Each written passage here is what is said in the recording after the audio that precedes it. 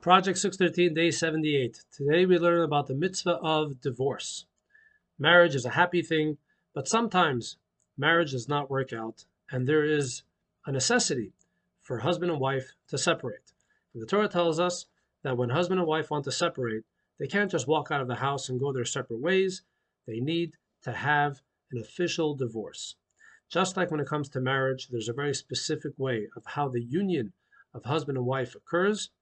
The dissolution of that marriage has a very specific process, and that is through writing a get.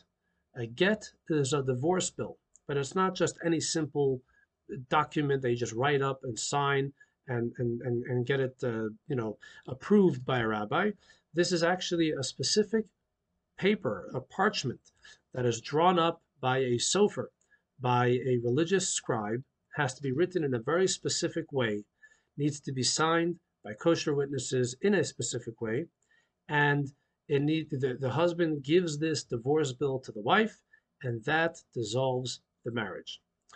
The get, the divorce bill, is extremely specific. There are so many details involved in how this get is written up. One of the things is that each get must be written specifically for this husband and wife.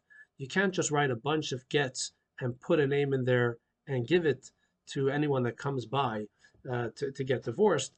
Every one of them is a specific situation. The names need to be spelled correctly. There are so many details involved in that. And therefore, this is a highly specialized type of work. Not anyone can write up a get. Not anyone is able to arrange a divorce.